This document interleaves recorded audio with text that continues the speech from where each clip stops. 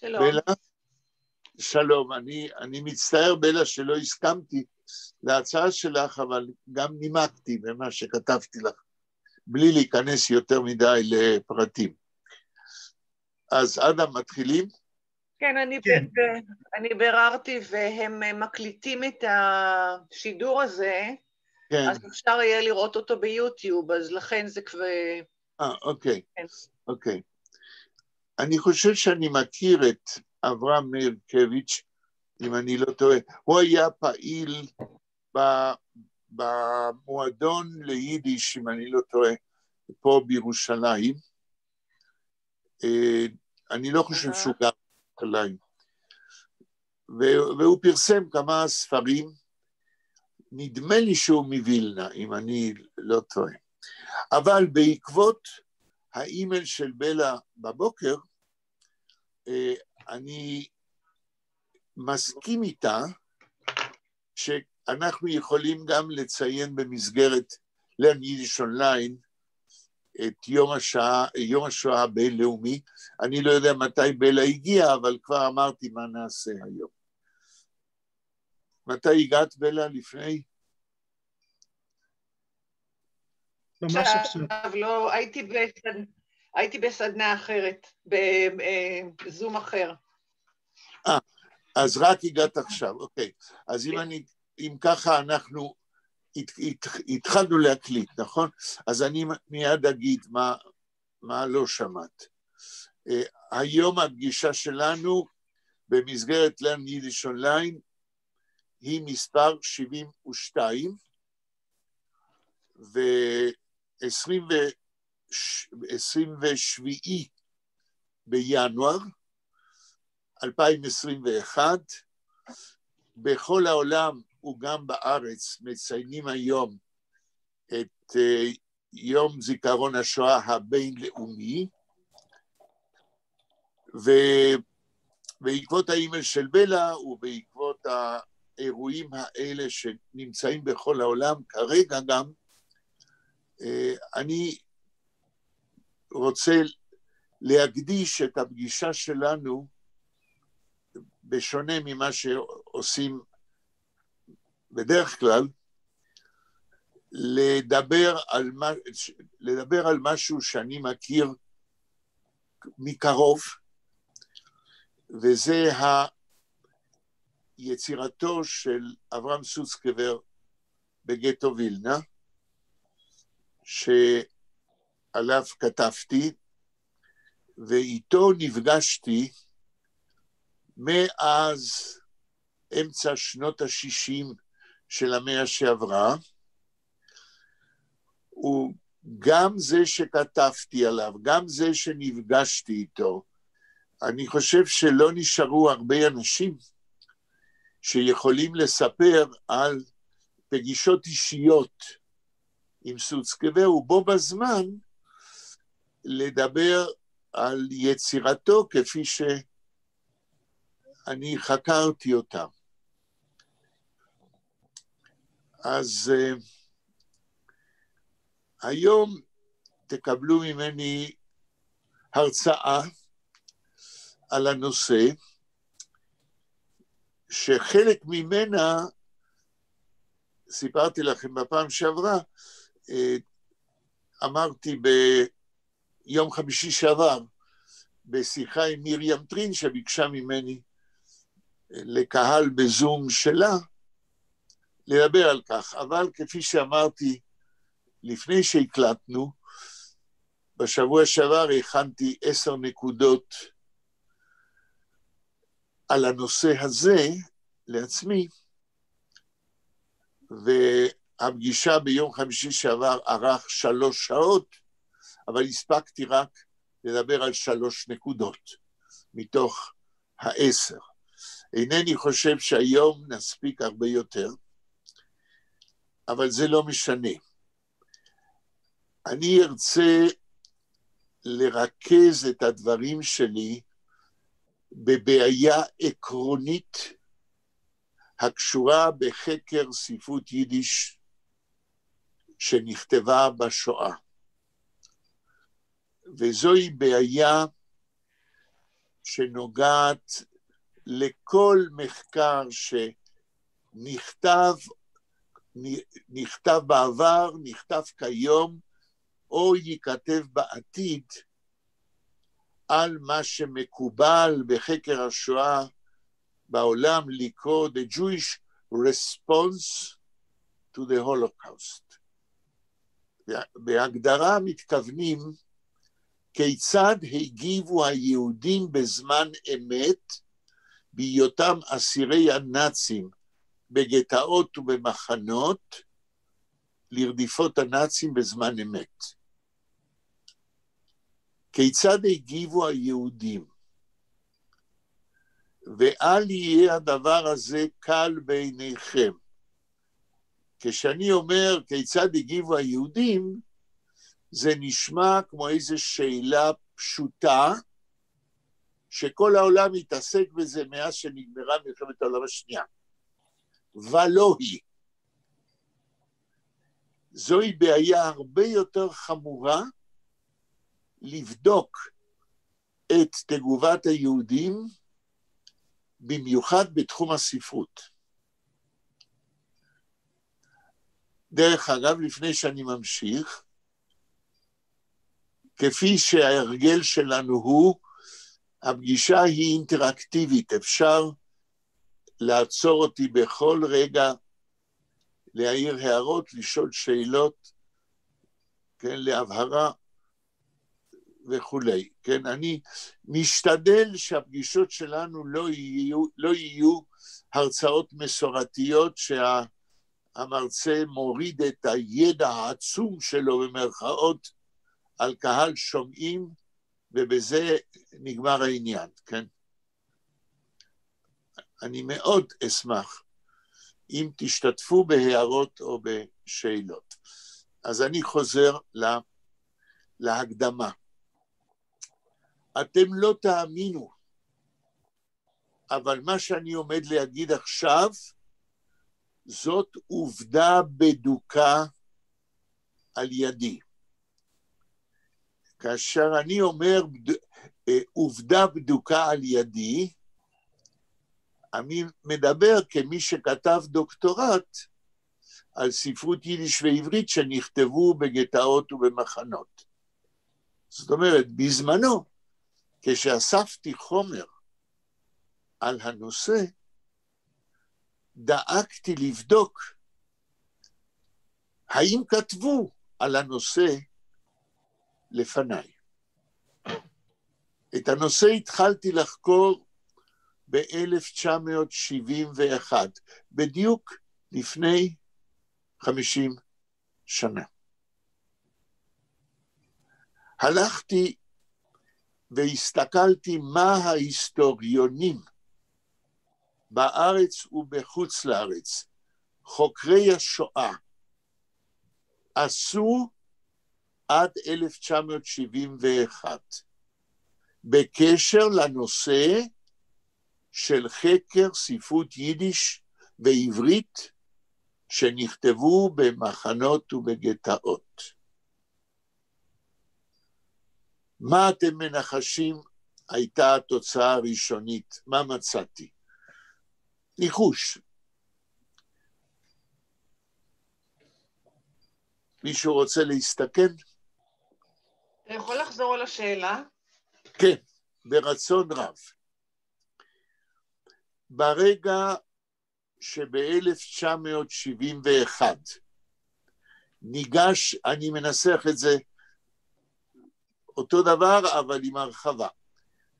כאשר ב-1971 ניגש אליי פרופסור שמרוק, שהיה ראש החוג ליידיש, הפך להיות המדריך שלי בדוקטורט. והוא אמר לי, אתה רוצה לכתוב דוקטורט ביידיש? אמרתי, בטח.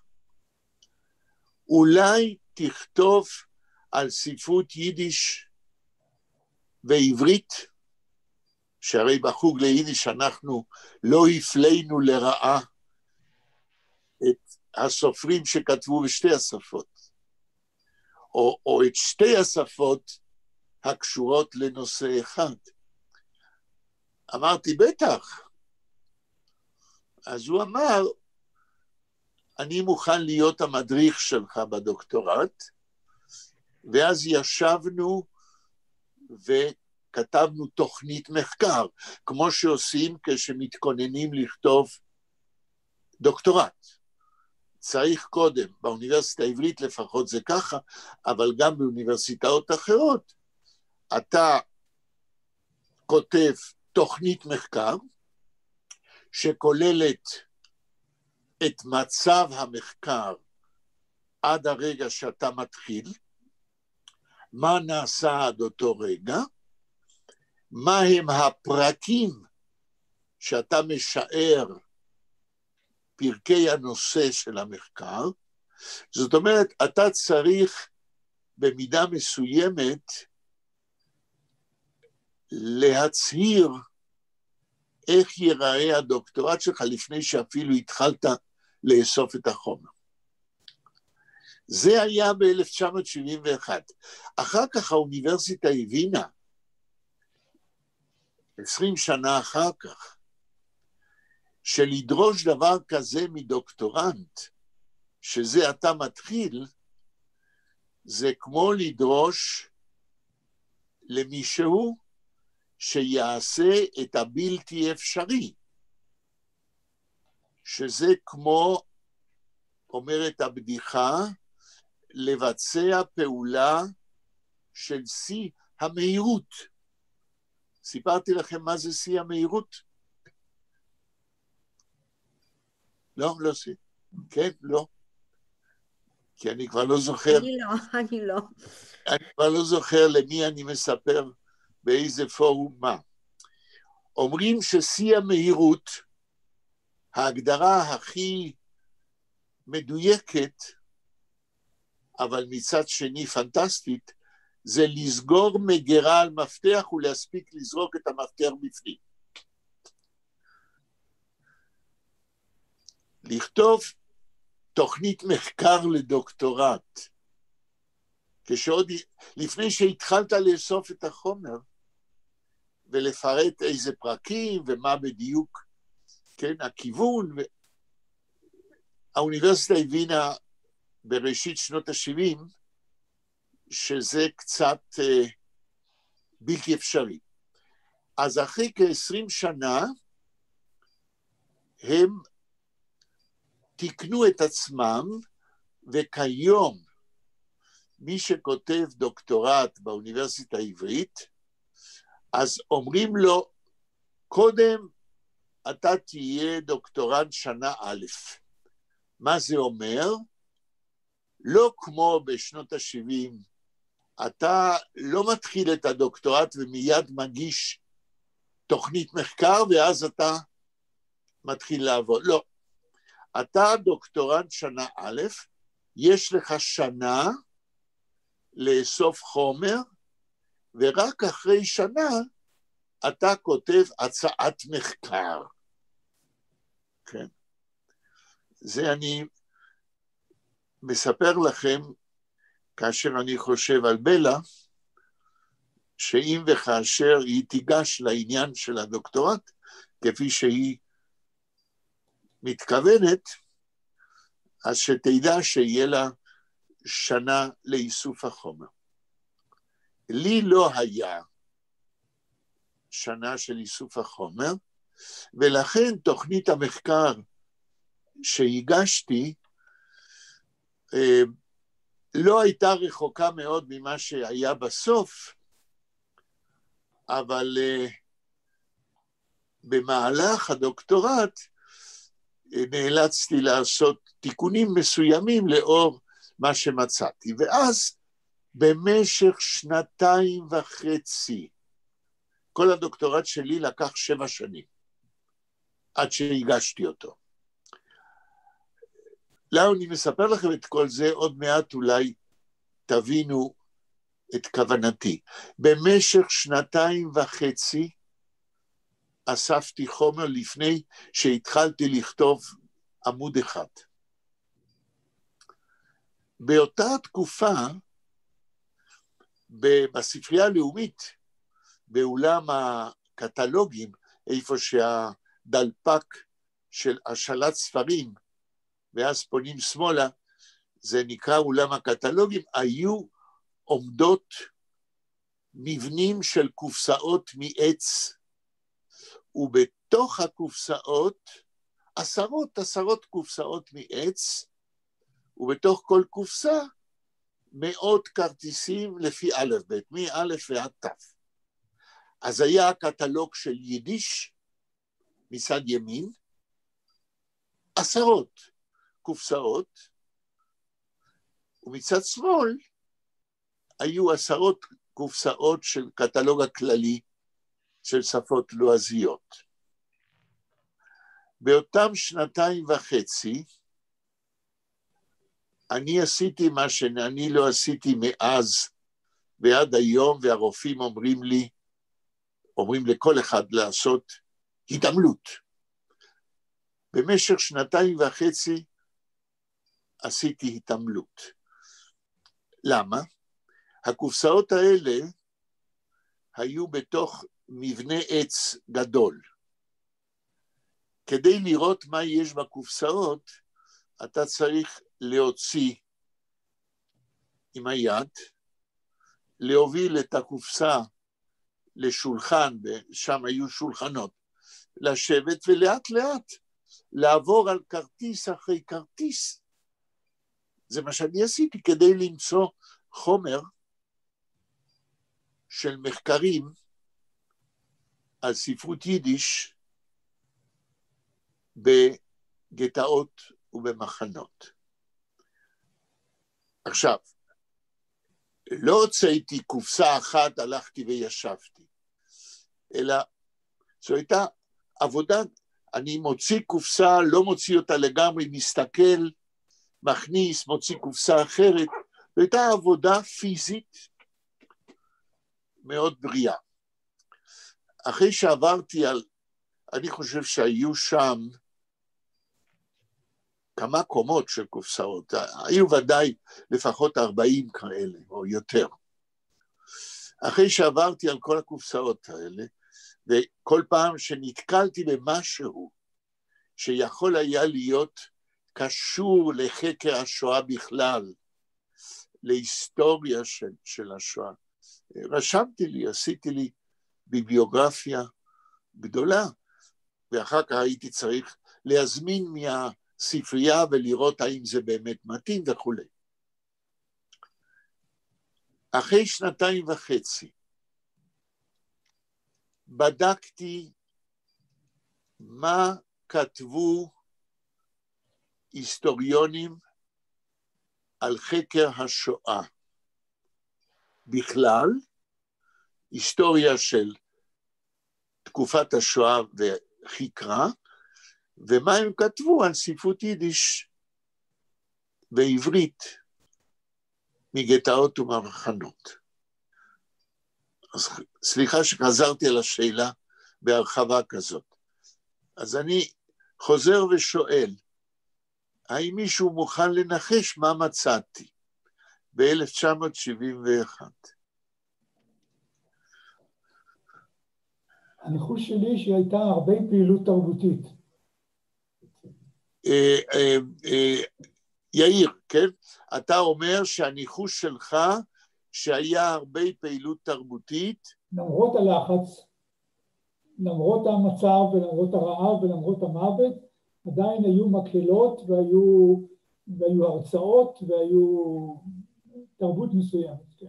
אוקיי, אז התשובה שלך היא לא תשובה על השאלה שלי, אלא היא תשובה על שאלה אחרת, מה באמת קרה בגטאות ובמחנות. אתה צודק, הייתה פעילות תרבותית עצומה בכל מיני תחומים, עד 1971, כמעט שום דבר לא נכתב על זה.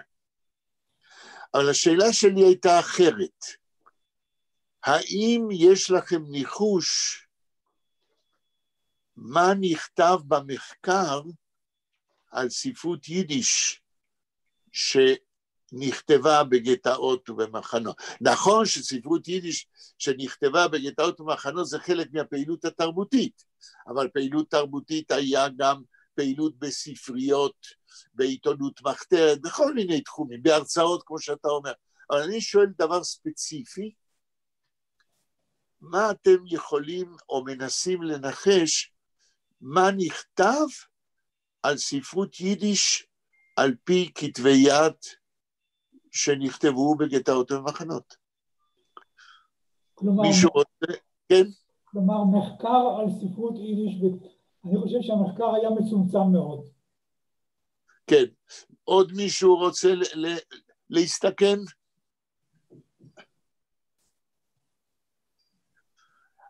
אני מודע לעובדה שאתם, הרי כל אחד מכם בעיסוק שלו לא יתעסק בנושא הזה, ולכן אתם לא חייבים לדעת.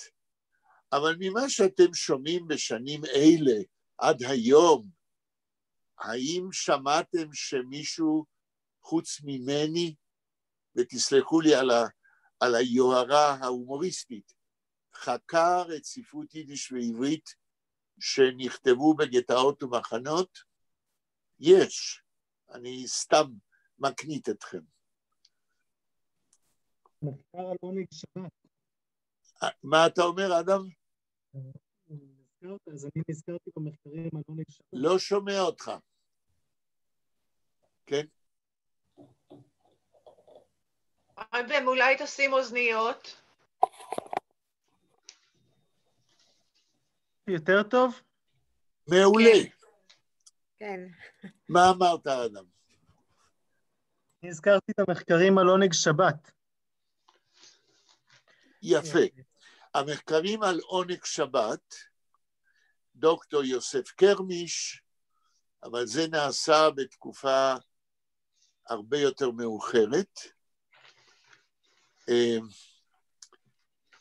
אני יכול להזכיר את דוד רוסקס, שכתב על ספרות בגטאות ומחנות, זה היה בתקופה יותר מאוחרת, בשנות ה-80.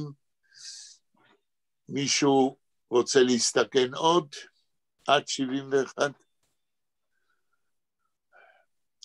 אני לא אעלה אתכם, כן? לא אמשוך את זה יותר מדי, אבל אם יש, אז אני אשמח לשמוע.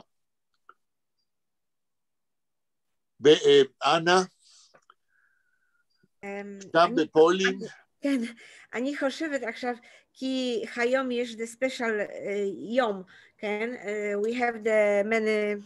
לא, אל תספרי לי. כן, כן, אבל אני חושבת על the רינגנבלום, גם the רינגנבלום, כי יש עכשיו the אנקדוטה, כי אפשר, יש יותר, we can find more things in Warsaw, the Ringenblum, the Archivum. Okay. We expect, because somebody now was for sure professor was here about the last, let's say, scandal about some in Warsaw was modification of some building, and the workers found the filim during in the territory of the ghetto, the filim, the הרבה דברים. כן, אבל אנה, השאלה שלי היא, האם מוכר לך דברים שנכתבו על ספרות יידיש ועברית מגטאות ומחנות עד 1971 בפולנית? אוקיי, אז אני מסכם... כן, כן. אני חושבת שיש if I understood well the question, I think the Ringenblum, I would like to have more information from the Ringenblum. Okay. The question was whether anything was written about Yiddish literature in ghettos and concentration camps until the year 1971. Okay. Yes, we have continuation of what we have still in the manuscript when the people left from the ghetto, and now is the new project to do it, the new translation from the Yiddish, the new material. And so כן, we are waiting. אבל השאלה הייתה עד 71. אז אני מסכם, כן? ואני מסכם ככה. חוץ מאדם, כן? מה הזכרת, אדם? תזכיר לי? אני גם הזכרתי את המחקרים על עונג שבת. כן, המחקרים על עונג שבת, ואני אמרתי שהדברים האלה מאוחרים יותר. העובדה שלא יכולנו עד הרגע הזה להעלות דברים לגבי חקר כתיבת ספרות יידיש בגטאות ומחנות עד 71, זה מפני שלא היה. אף אחד, ותראו, המלחמה נגמרה ב-45, כן? כ-27 שנים אחר כך, 26 שנים אחר כך, דור שלם, מ-45 עד 71. אני לא מצאתי ולא היה מחקר על ספרות יידיש, ואני אגיד גם עברית, בגטאות ובמחנות. וזוהי עובדה אחת שהיא דבר תמוה. We have to wonder why. למה מיד אחרי מלחמת העולם השנייה, זה לא היה נושא למחקר? הרי כתבו היסטוריונים על השואה בלי סוף. כבר בימי מלחמת העולם השנייה, כתבו היסטוריונים תוכניות איך צריך לחקור את השואה כאשר המלחמה תיגמר. כבר בזמן המלחמה היו היסטוריונים, ביניהם דוקטור יוסף קרמי שכבר עבד ביד ושם, ודוקטור רובינזון ועוד רבים אחרים, פרסמו תוכניות בזמן המלחמה ומיד אחריה, איך צריך לחקור מה שקרה בשואה. אני כשאספתי חומר לדוקטורט, באותם 2.5 הלכתי אל התוכניות של ההיסטוריונים, לראות מה הם חושבים שצריך לחקור לגבי the Jewish response in due time, בזמן אמת, וכל התוכניות אמרו צריך לחקור עשרות אספקטים של החיים של היהודים בשואה, ופולקלור, מה שאתם רוצים. ספרות יידיש וספרות עברית לא היו קיימים באף אחד מתוכניות ההיסטוריונים שהיו חוקרי השואה.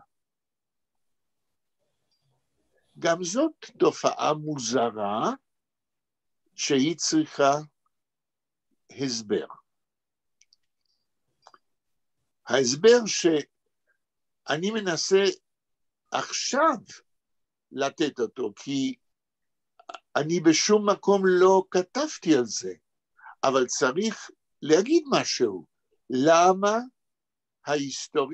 דוקטור שאול אש, שהיה מורה שלי, והיה אחד מהחוקרים החשובים של תקופת השואה, למה הם לא הכניסו בתוך האספקטים של חיי היהודים בגטאות מחנות, למה לא הכניסו כתיבת ספרות? יש למישהו מכם השערה? סתם מהכובע, לא מידיעה, אבל אולי בגלל... רק מהכובע, מפני שזוהי שאלה שאני חושב שאני מעלה אותה כאן בפעם הראשונה בכלל. מה אתה אומר, שלמה? יכול להיות שהספרות הזאת הייתה מאוד מאוד דלילה, משום שהאנשים היו עסוקים בהישרדות, וספרות זה סוג של לוקסוס. זו השערה אחת ששלמה אומר, עוד מעט ניכנס לזה יותר לעומק ויותר לעובדות. עוד מישהו רוצה להגיד משהו, ואז אני אסכם? השאלה היא, למה חוקרי השואה, ואתם יכולים להאמין לי שבדקתי את זה, למה חוקרי השואה ידועים מיד אחרי מלחמת העולם השנייה, אבל אפילו בזמנה, שהתכוננו, כי הם ידעו, הרי יהודים האמינו שהמלחמה תיגמר. היא הייתה ארוכה, אבל כולם היהודים בכל העולם, ואפילו בגטאות ובמחנות, האמינו באמונה שלמה שהיטלר יובס. ואז מה נעשה?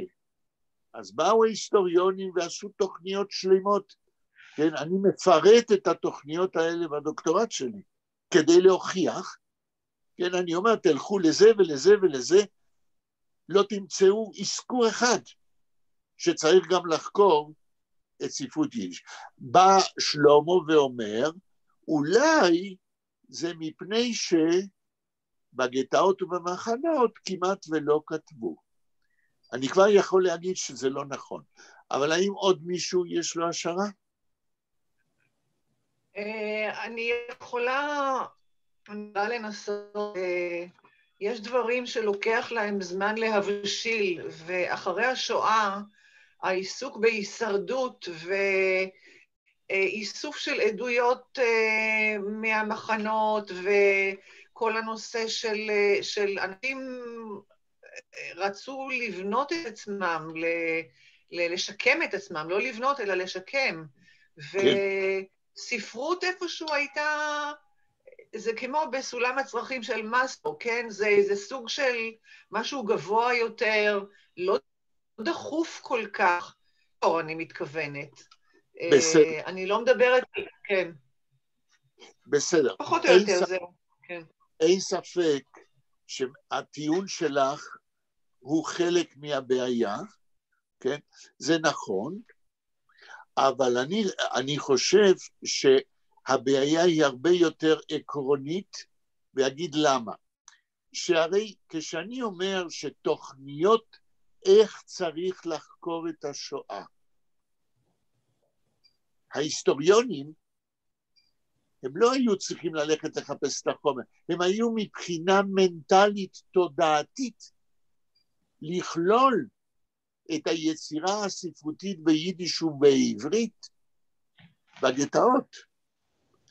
הם לא היו צריכים לדעת אם יש הרבה או מעט, הם היו צריכים מבחינה מנטלית להתייחס לספרות יידיש ולספרות עברית כחלק של התרבות היהודית שנכחדה, ולשאול את עצמה, האם היהודים כתבו? הרי גם ההיסטוריונים, אני מקווה, ידעו יידיש, או ידעו שהייתה ספרות יידיש, בת 1000 שנה, לפני השואה. אז השאלה הייתה, האם היה המשך, או שעצם התנאים של החיים בשואה, לא אפשרו לאנשים להתפנות כאסירי הנאצים, כאנשים רעבים, כאנשים נרדפים, אולי באמת לא היה להם אפשרות לשבת ולכתוב. הרי כתיבה זה עניין שאתה צריך נחת רוח ושקט. איפה בגטו ובמחנות אנשים, אבל כשאלה מחקרית, הרי ההיסטוריונים הם חוקרים, הם היו צריכים, והם לא הכניסו את השאלה הזאת. התשובה שלי הקצרה, כי זוהי בעיה שפעם צריך לחקור אותה לעומק. אני למד ממה שקורה כיום, או יותר נכון, ממה שקורה במשך שנות ה-70 וה-80 וה-90, ועד היום בציבוריות, גם הישראלית וגם היהודית בעולם. כאשר מדברים על גורלה של יידיש בעתיד, או מה קורה עם יידיש כיום, לא פעם יצא לי, ואולי גם לכם, לשמוע אנשים שרואים את השואה כמאורע היסטורי טרגי, ששמה קץ לא רק ל6 מיליון יהודים, אלא גם ליצירתם הספרותית, אבל לא מפני ש6 מיליון כבר לא מסוגלים היום לכתוב, אלא ברגע שרצחו אותם בגטאות ובמחנות, המילה נספים זוהי מילה מכובסת, 6 מיליון נרצחו, אז by extension הייתי אומר באנגלית, אז אם הם נרצחו אז אולי גם הפסיקו לכתוב בזמן השואה. יש איזה מין העברה אוטומטית, חיסול 6 מיליון, חיסול יידיש, שהרי 5 מיליון מהם לפי האומדן דיברו יידיש,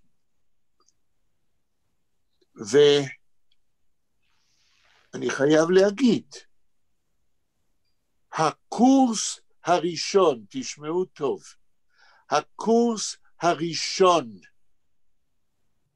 שניתן בעולם, כולל האוניברסיטה העברית, והוא היה באוניברסיטה העברית, הקורס הראשון על ספרות יידיש, תחת שלטון הנאצים, זה היה של פרופסור שמרוק, וגם הוא, כל מה שהוא עשה, הוא דיבר סמסטר אחד ב-1968, ואני הייתי תלמיד שלו ושמעתי את הקורס הזה. בסמסטר אחד הוא הקדיש לגבירטיק, בדברים שהוא כתב או לא כתב במחנה, ולשירי עם פה ושם, גם פרופסור שמרוק, ראש הקתדרה לספרות יידיש באוניברסיטה העברית, כאשר הוא פנה אליי 3 שנים אחר כך, ב-71, הוא ידע והוא הרגיש שצריך להכניס לתוך דם המחקר על השואה את השאלה מה קרה עם ספרות יידיש בגטאות ובמחנות. האם יהודים כתבו או לא? עכשיו, פרופסור שמרוק התנסה באופן אישי בשאלה ובמציאת חומר בכתב יד של ספרות יידיש שנכתב בגטו ורשה. הכיצד? ב-1965, 3 שנים לפני הסמסטר הזה, שלראשונה בעולם בכלל, הוא דיבר בחוג ליידיש על גבירטיק. 5 שנים לפני זה, ישבו 3, פרופסור שמרוק, יצחק צוקרמן וצבי שנר, צבי שנר מנהל בית לוחמי הגטאות, במוזיאון של בית לוחמי הגטאות בקיבוץ, יצחק צוקרמן, מי שהנהיג את המרד נגד הנאצים. אנטק קראו לו. אנטק. ישבו השלושה האלה, כן, אנטק. הוא פשוט סיפר לי, כן? אני מדבר על עובדות. ישבו בבית לוחמי הגטאות, לגמו וודקה ומשקאות משקרים אחרים, וישבו על כתבי יד שבבית לוחמי הגטאות שמרו מכתבי יצחק כצנלסון מגטו ורשה. בבית לוחמי הגטאות, כאשר, כמו שאנה אמרה, מצאו מארכיון רינגלבלום חומר, כתבי יד של יצחק כצנלסון הגיעו לבית לוחמי הגטאות, שהרי בית לוחמי הגטאות נקרא על שם יצחק כצנלסון. אז ישבו השלושה האלה, וניסו לפענח כתבי יד של יצחק כצנלסון. כאשר פרופסור שווירוג בא אליי ב-71, היה מאחוריו הידיעה שבגטאות כתבו, עובדה שהוא ראה כתבי יד של כצנלסון, במצב קשה ביותר, כאשר ב-1965 בית לוחמי גטאות, בעזרת העבודה הזאת של השלושה, פרסמו בדי גולדן קייט אחת היצירות של כצנלסון. אני שאחר כך עברתי על אותם כתבי יד, פענחתי טקסט גדול יותר. זה היה מאוד קשה, מאוד קשה. אז כשהוא פנה אליי ב-71, הוא ידע שבגטאות ובמחנות כתבו, אבל הוא גם ידע ששום דבר לא נעשה מבחינת מחקר. והוא בחוש, והיה לו חוש מאוד מחודד של חוקר. הוא ידע שחקר ספרות יידיש ועברית שנוצרו בשואה על פי כתבי יד אותנטיים, זהו נושא למחקר לעתיד, והיה לי הכבוד שהוא פנה אליי והציע לי להיות בעצם הראשון שעוסק בעניין. וכמו ראשון שעוסק בעניין, קיבלתי על הראש על ידי חוקרים אחרים, ואני לא אזכיר שמות, שכאשר פרסמתי את הדוקטורט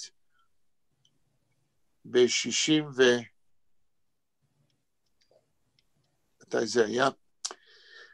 69 הגשתי אותו, כן? אבל סליחה, לא ב-69, אני מצטער. ב-79, כן? הגשתי אותו לאוניברסיטה, ואז הייתה גישה למי שהתעניין בנושא, לראות את זה בספרייה. היו כאלה שראו, ואז באו אליי בטענות, בכתבי עת פומביים, בדפוס. מה הוא שם לנו גבולות, ועוסק בספרות השואה רק על פי כתבי יד אותנטיים? כי עד לתקופה הזאת, עד לסוף שנות ה-70, הולוקוסט ליטרצ'ור, זה היה משמש. כל דבר שנוגע בשואה היה לגיטימי לחקור אותו, בלי להבדיל בין חקר ספרות יידיש על פי כתבי יד אותנטיים שנכתבו בשואה, לעומת ספרות על השואה שנכתבו אחרי מלחמת העולם השנייה. לא היה הבדל כזה במוח של החוקרים, וודאי לא במוח של אותם היסטוריונים שכתבו את התוכניות שלהם בימי ומיד בסוף מלחמת העולם השנייה. מה שאני אומר כאן יכול להיראות כיום כבלתי יאומן. כן? אני חושב שאולי אפילו עד היום יהיו אנשים שיגידו, מה, the Jewish response, the literary Jewish response to the Holocaust, יידיש ליטרטור, בשבילם ספרות יידיש בשואה וספרות יידיש על השואה היינו הך. עכשיו, מבחינה מתודית, הדוקטורט שלי בפעם הראשונה, באמת בפעם הראשונה, מתעסק רק עם כתבי יד שאפשר להוכיח שהם נכתבו בימי השואה. וכאן אנחנו מגיעים לסוצקנה, שהוא הנושא של השיחה שלנו היום. אבל אם יש הערות או שאלות עד עכשיו, אני אשמח.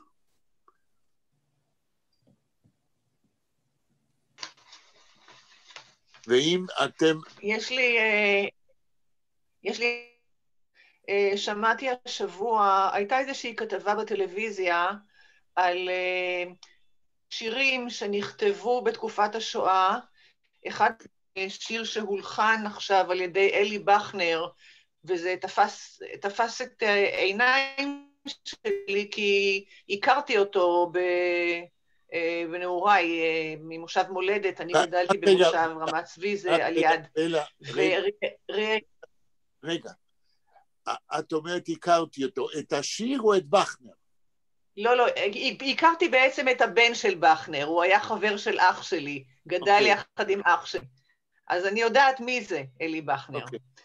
עכשיו, באותה תוכנית בטלוויזיה, דיברה מישהי חברה השיר, הילדה לא שרדה, השיר שרד כי היא התמינה אותו איפשהו בתוך סדק בקיר או משהו כזה, ומי שראיין אותה שאל אותה, רגע, מי ראיין אותה, בלה? מי ראיין אותה, את זוכרת? אני לא זוכרת, אני מצטערת. לא אבל חשוב. הוא שאל אותה, גם את כתבת? אז היא אמרה, לבנו כתבנו.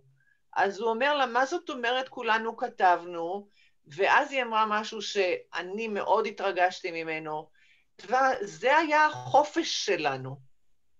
הכתיבה הייתה החופש.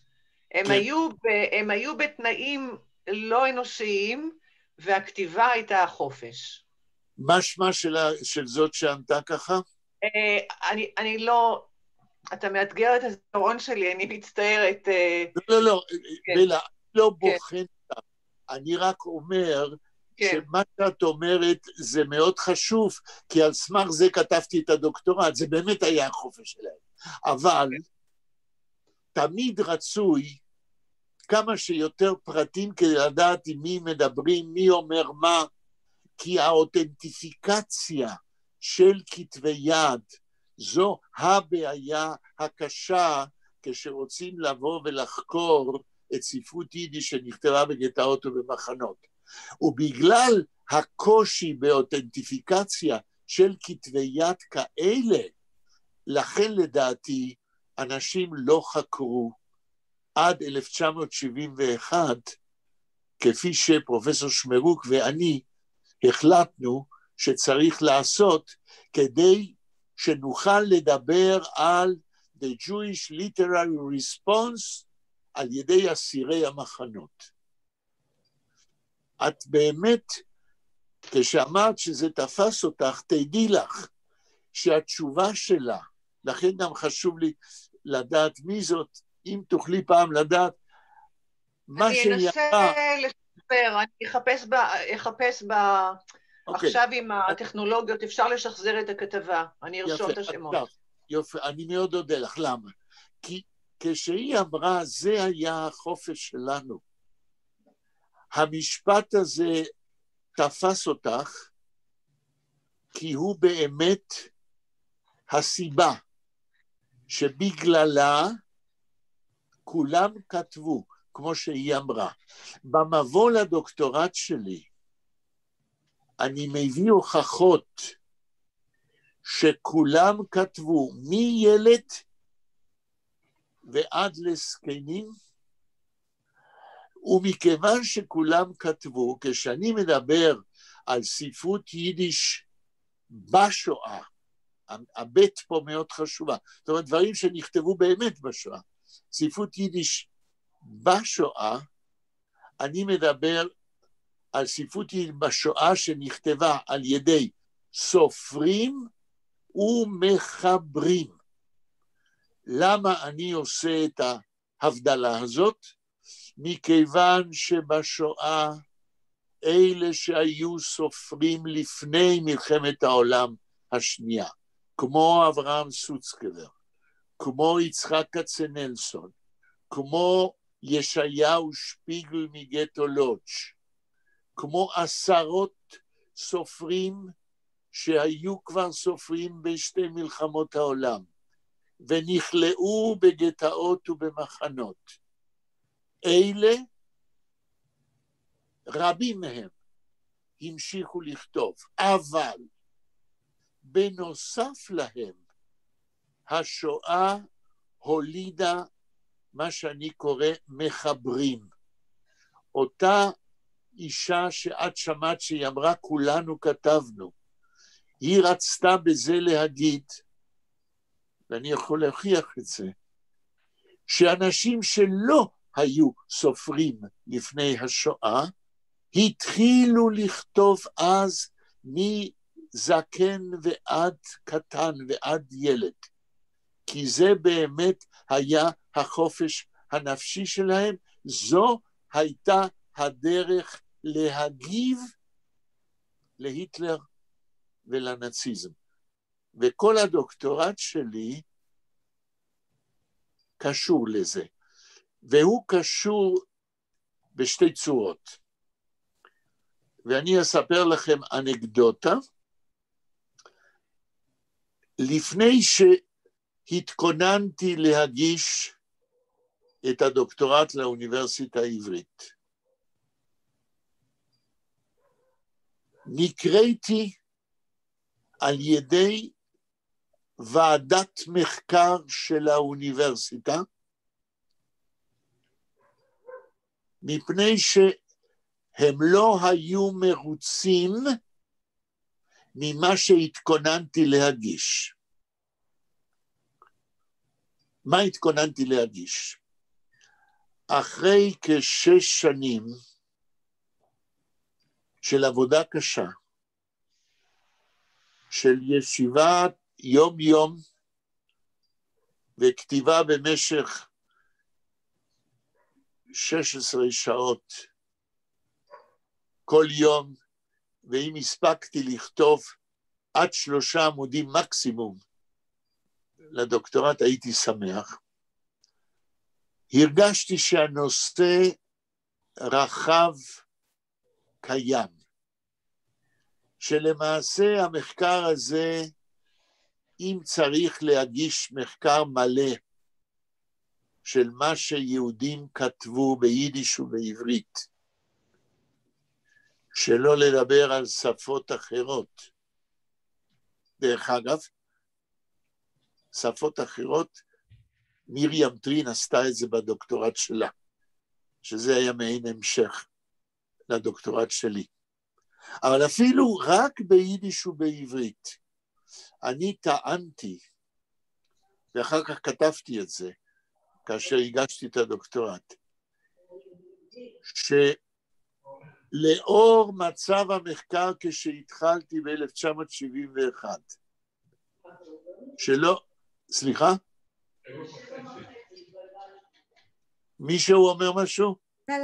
לא, זה יש somebody is talking by phone. טוב, בסדר, אז תנסו שלא ידברו, כי אני לא יודע אם מדברים אליי או לא. אז עד 1971 אני טענתי, ואחר כך כתבתי את זה בדוקטורט,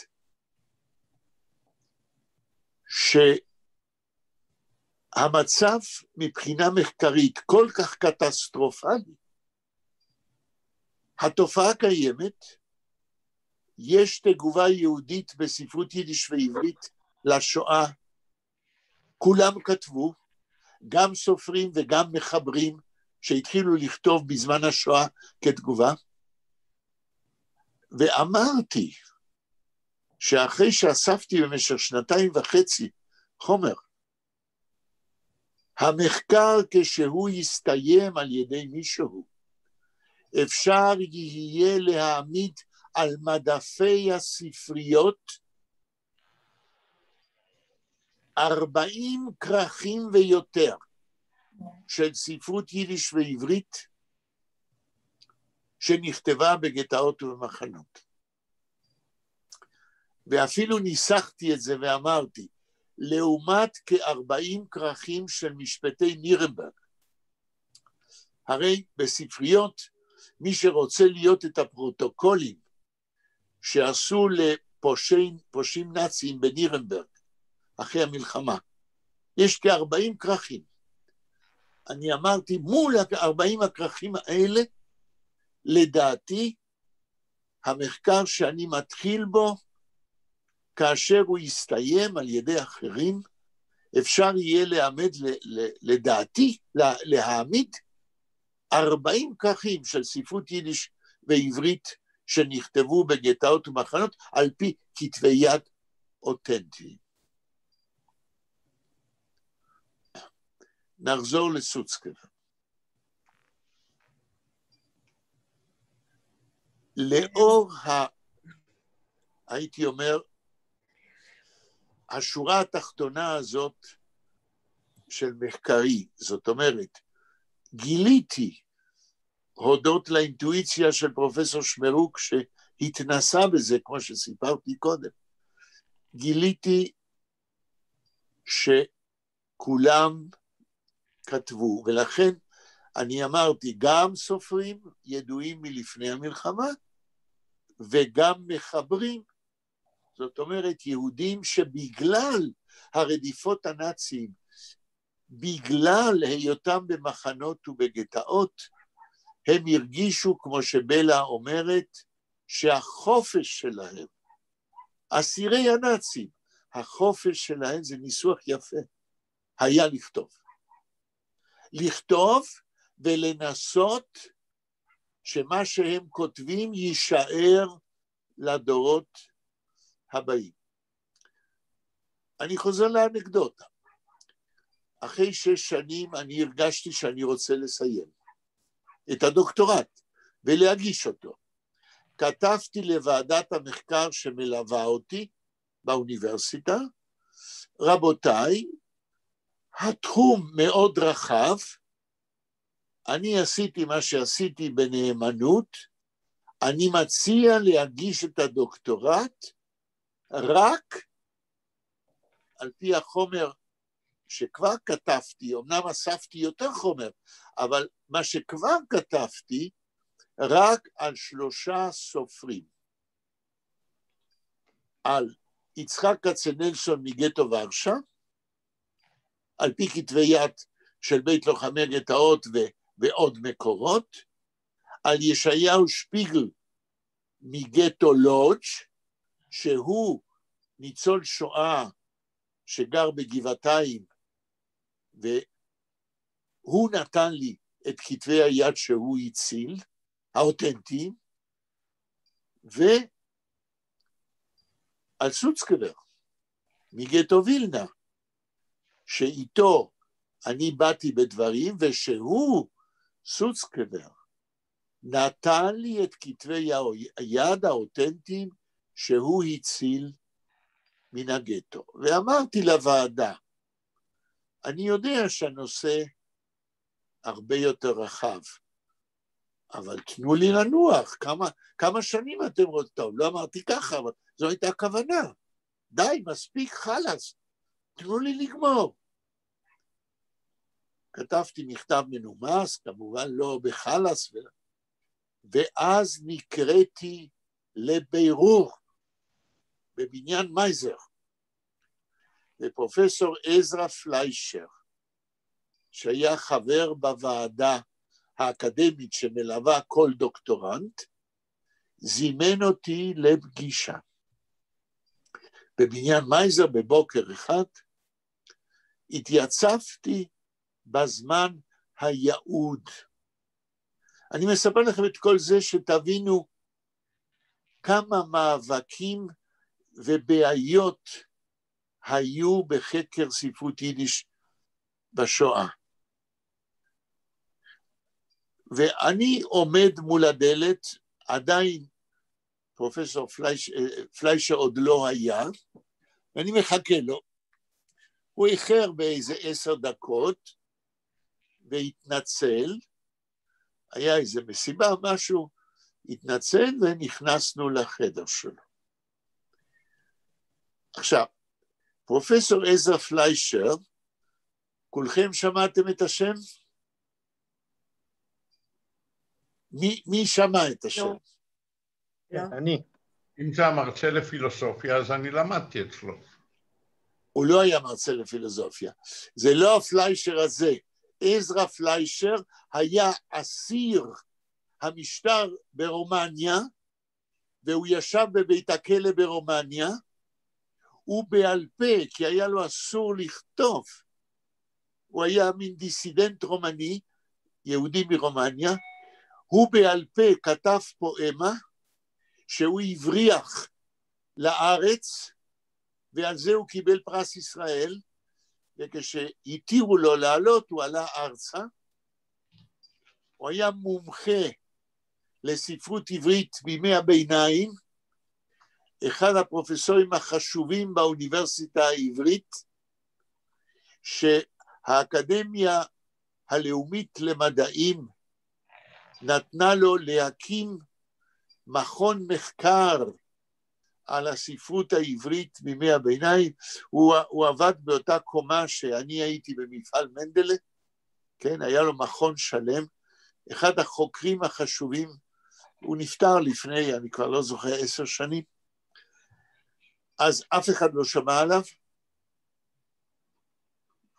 אוקיי, אני שואל שאלות כאלה, כי אני אומר לכם, שאם יצא לכם פעם, תתעיינו, המחקרים שלו קידמו את חקר הספרות העברית בימי הביניים כמה קילומטרים קדימה. והוא היה גם מרצה לספרות עברית באוניברסיטה העברית. עכשיו, ההיכרות שלי עם עזרא פליישר הייתה כבר מקודם, מכיוון שכאשר אני התחלתי ללמד ספרות יידיש באוניברסיטה, המכון למדעי היהדות היה שולח פרופסור בכיר לבדוק כיצד המורים המתחילים מלמדים. הפרופסור הבכיר היה נכנס לשיעור, ובסוף השיעור היה כותב דוח לראש המכון, וזה נכנס לתיק של המרצה הצעיר. יום אחד, עזרא פליישר בבניין מייזר, איפה שלימדתי 10 שנים, לפני שעברנו להר הצופים, מגיע לשיעור שלי על אהרון צייטלין. עזרא פליישר ידע מצוין יידיש, עזרא פליישר היה קשור גם לחיים גראדה, כי ביקשו שהוא יתרגם את חיים גראדה לעברית. הוא עשה ניסיון, נדמה לי שזה היה קשור לדרממס שבוסים, לרומן האוטוביוגרפי של גראדה. אני יודע שגראדה לא היה מרוצה, ולכן לא יצא ספר. אבל שלחו את עזרא פליישר אליי, מכיוון שהוא התמצא בספרות יידיש. ובכן, אני יושב מול מייצג ועדה מלווה של האוניברסיטה העברית, כן? והוא אומר לי ככה, אתה רוצה להגיש את עבודת הדוקטורט שלך, כאשר אתה מבקש לצמצם, ככה כתבתי לוועדה, לצמצם את תוכנית המחקר שלך, להתרכז רק ב3 סופרים, אנחנו כוועדה לא מוכנים שתעשה צמצום כזה. מדוע? הוא נימק.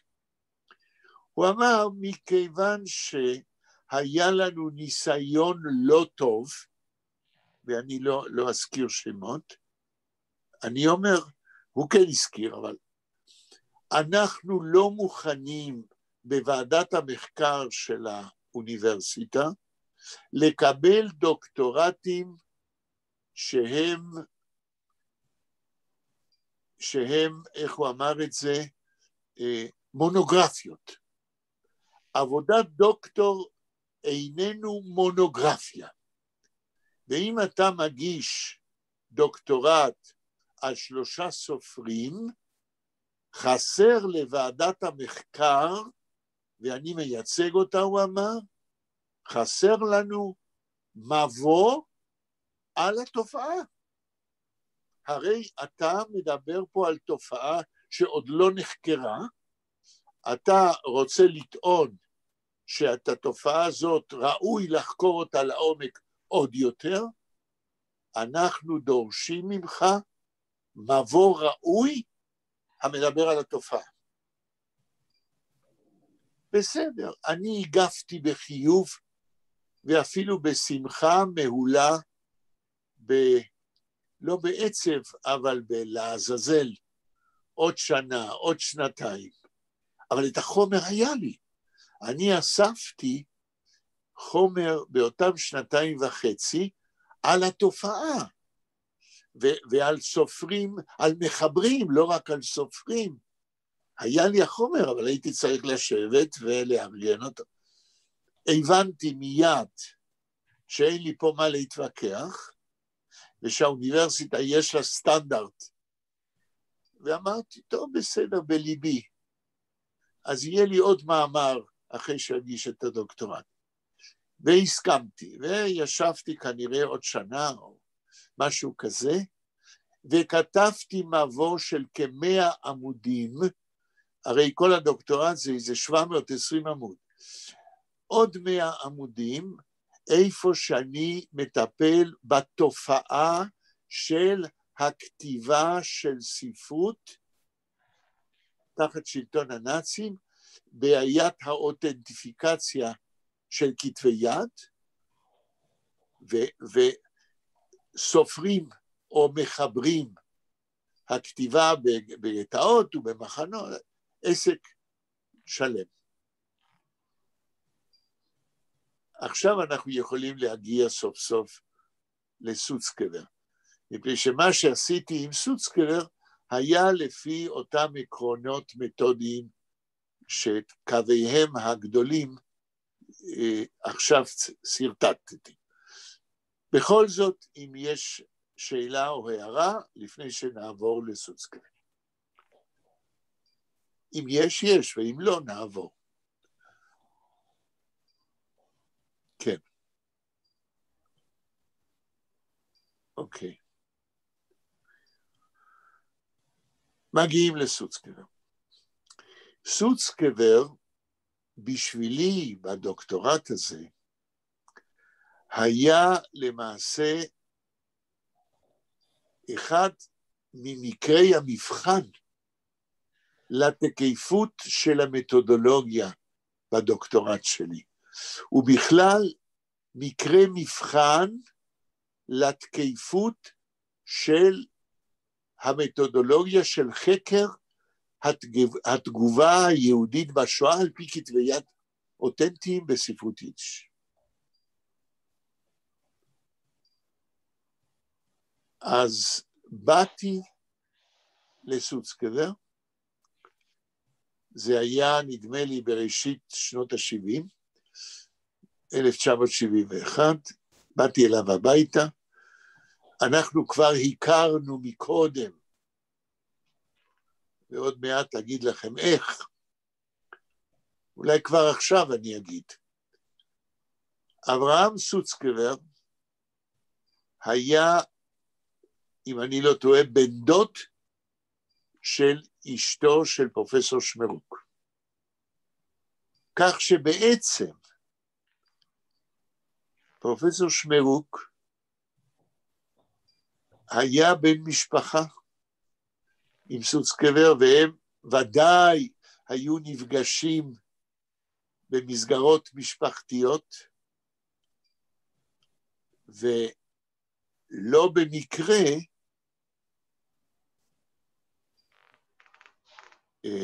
שמרוק בעצמו, כשהוא פנה אליי והציע לי לכתוב על ספרות יידיש בשואה, אני בטוח שהוא לא רק הכיר כתבי יד של כצנלסון, הוא גם ידע על כתבי יד של סוצקבר. אבל הם לא היו בדפוס. כל מה שאברהם סוצקבר פרסם מיד אחרי המלחמה, אלה היו ספרים שבתוכם כלולים שירים שלו שנשאו תאריכים של ימי המלחמה. התפקיד שלי, לא שמישהו אמר לי, אבל מבחינת המתודולוגיה שלי, שאני לא כותב אלא על פי כתבי יד, לא יכולתי להסתמך, אם אני מנתח את השירים של סוצקבר, על מה שיש לו בדפוס. אז באתי אליו הביתה, לראיין אותו על חייו ויצירתו בימי השואה. ונדמה לי שהרעיון הזה, שאחר כך פרסמתי אותו באקדמיה אדו, זה אולי הרעיון הממוסמך, כמסמך, כתיעוד בעל פה, שהרי פרסום רעיון בעל פה, יש לו גם כללים משלו. אתה לא עורך את זה, אתה לא עושה עריכה, אתה מוסר מה שהטייפ קלט. נדמה לי שזה היה הרעיון הראשון בעל פה שפורסם כרעיון.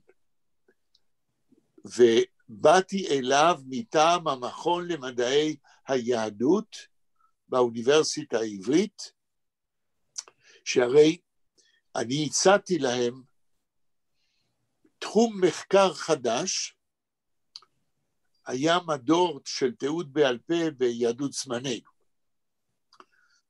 הצעתי להם תחום מחקר חדש, רעיונות עם ניצולי שואה שכתבו בגטאות ובמחנות. ובמסגרת הזאת באתי אליו. הרעיון הוא רעיון ארוך, פעם ראשונה שאני מכיר, שסוצקבר מדבר ללא הסתייגויות על חייו ויצירתו, ועל כתבי יד ועל שירים.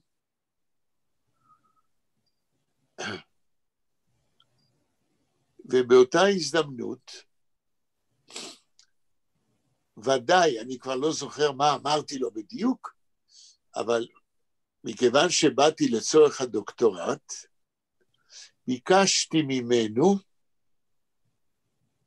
שאם הוא הציל כתבי יד שהוא כתב בגטו, אני צריך לראות אותם, אני אצלם אותם ואחזיר לו.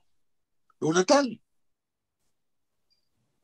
נתן לי כתבי יד שהוא כפרטיזן סחב איתו מן הגטו בווילנה, כפי שהוא סיפר לי, בתוך עטיפה של קלף, כדי לשמור עליהם מרטיבות. הבאתי אותם לירושלים, צילמתי אותם, והחזרתי לו.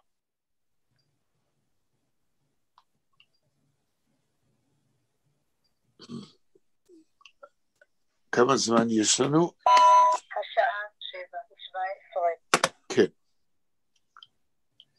אני מתחיל בצורה מסודרת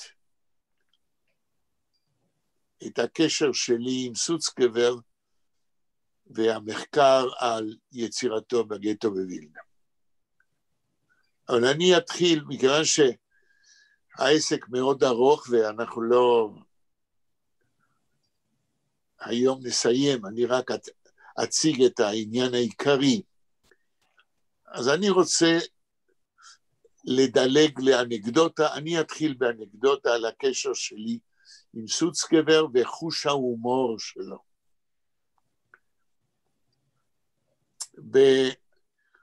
במחצית השנייה של שנות ה-60 של המאה שעברה, התחלתי ללמד את צירי סוצקבר בגטו, ובכלל את שירתו, ולצורך זה באתי אליו למערכת של די גולדנה קייט, לבקש ממנו עותקים, היה לו ספר שנקרא פואטישה ורק, שהופיע ב-1963, שכלל בעיקר שירים שקשורים לגטו וילנה, ואפילו היה על רבים מהם תאריכים מימי המלחמה. אני כבר ידעתי שזה בעיה, את הדוקטורט אני לא כותב על פי, אבל ללמד את סוצקבר וכו'. ישבנו במערכת די גולדנה קייט, קשקשנו, סוצקבר הפגין את זיכרונו וציטט בעל פה שירים של היי לייביק,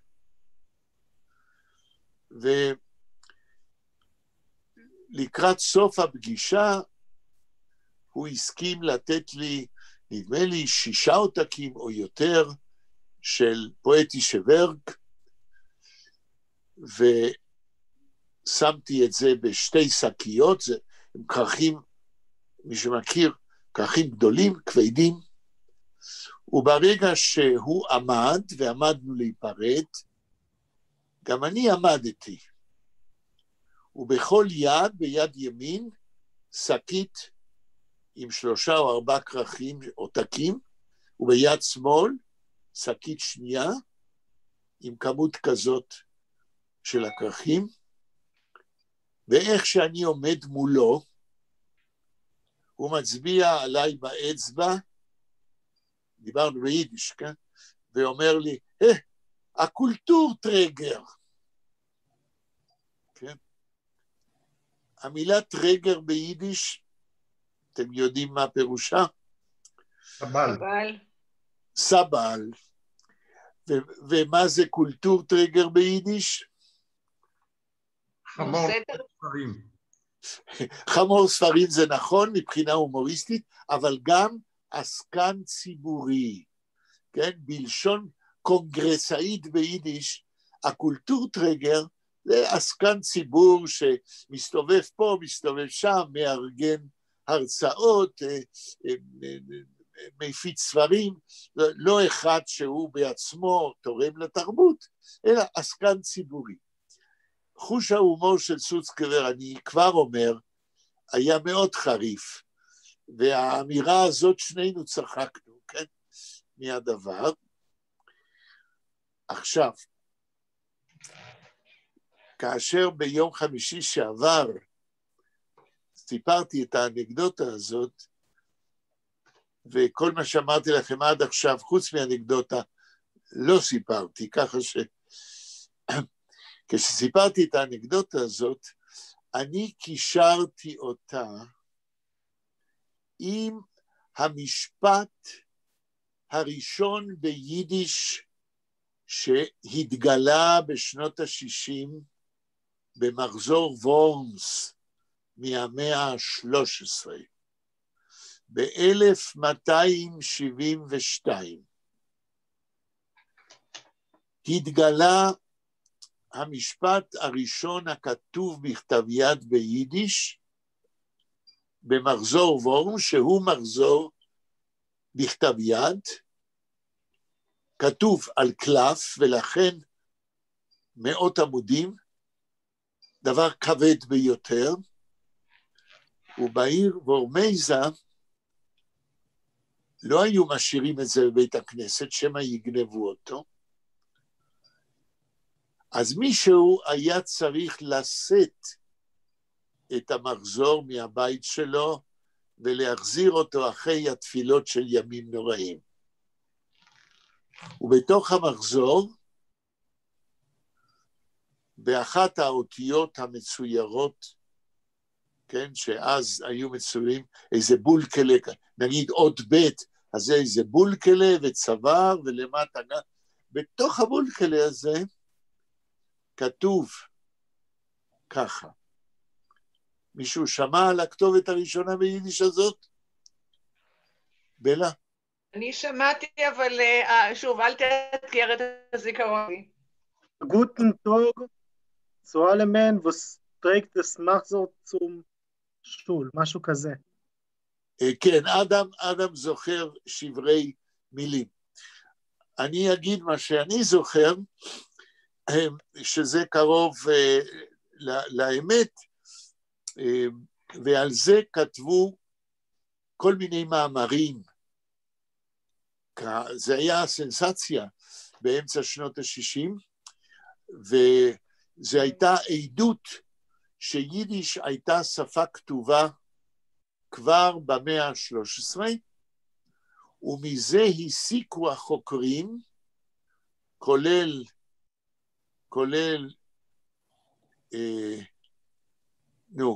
הירש דוד, רוסקס. לא רוסקס. נומברג. לא נומברג. אני יכול להקרין... זה כולם הירש דוד. כן, לא, נו... אני יכול להקרין את המחזור? לא, חבל על הזמן, אין לנו הרבה זמן.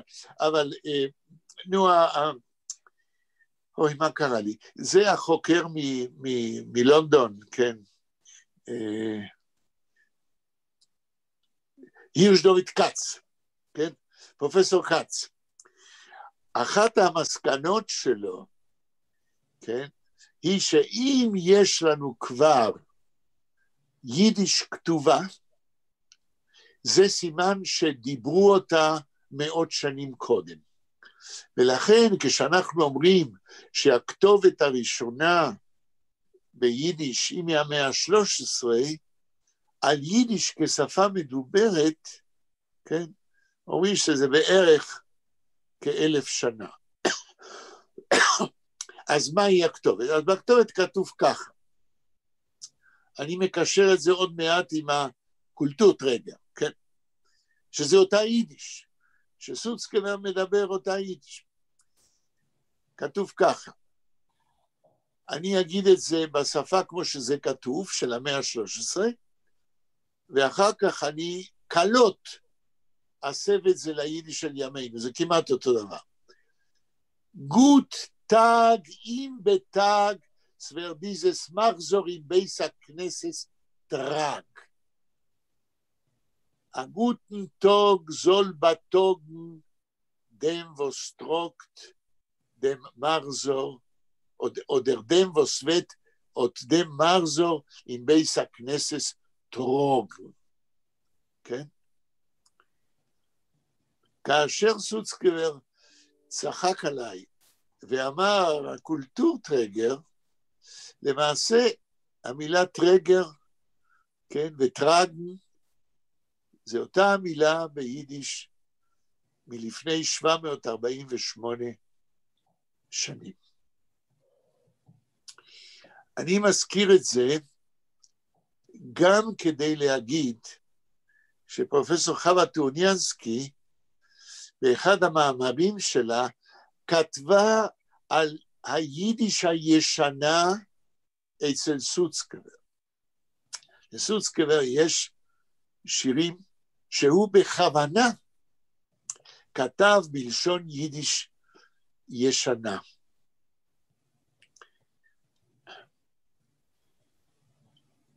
סוצקבר ללא ספק בתודעתו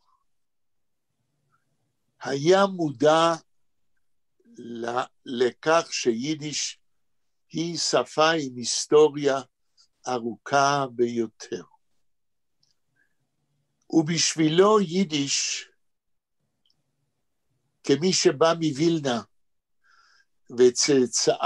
וצאצא, כן, של דורות של יהודים דוברי יידיש, אהבתו לתרבות יידיש ולשפת יידיש הייתה כל כך גדולה, שגם במדינת ישראל, בתוך אווירה, לא הייתי אומר עוינת, אבל אדישה, הוא לא עבר לעברית. אבל פי שהוא ידע עברית. הוא המשיך נגד הזרם ליצור ביידיש, ועד כמה שהיה לו חשוב גם המחקר, נמצא באנקדוטה הבאה. כנראה שפרופסור שמרוק ואברהם סוצקבר, הבני דודים דרך אשתו של פרופסור שמרוק, התערבו. לא, כנראה, זה אני יודע. הם התערבו. שהתלמיד הראשון שיקבל ב-BA שלו ציון מעולה, סוצקבר מביא לו במתנה את פואטישה ורק, שיצא ב-1963. כאשר מפעל מנדלה נוסד ב-1964, ובהנהלתו של פרופסור שמרוק, פרופסור ורסס מצד ספרות עברית, פרופסור שמרוק מצד ספרות יידיש, דוב סדן, כאחד המעורב בייסוד המפעל לפרסום כל כתבי מנדל. אני הוזמנתי להיות המזכיר של מפעל מנדלה, ועבדתי שם 10 שנים. יום אחד, אני לא זוכר בדיוק השנה, זה היה ודאי אולי בסביבות המחצית השנייה של שנות ה-60, אני יושב ועובד במפעל מנדלה, בספרייה הלאומית, בקומה העליונה, ומופיעים פתאום בלי להודיע, פרופסור שמרוק עם אברהם סוצקבר. והם אומרים לי, בצורה חגיגית, אתה הראשון שקיבל מעולה ב-BA, ביידיש, סוצקבר מביא לך מתנה, את הפואטישה ורק שלו. אז היה לי כבר קשר עם סוצקבר, ויכולתי להרשות לעצמי להתכתב איתו, לדבר איתו, לראיין איתו, ופה אנחנו מגיעים לבעיה הגדולה. השעה 7:31. איי. הבעיה הגדולה נגמרה. אני מבקש רשות מכם 10 דקות בפגישה הבאה להסביר מה הייתה הבעיה הגדולה. אני לא רוצה עכשיו לתפוס את זמנכם.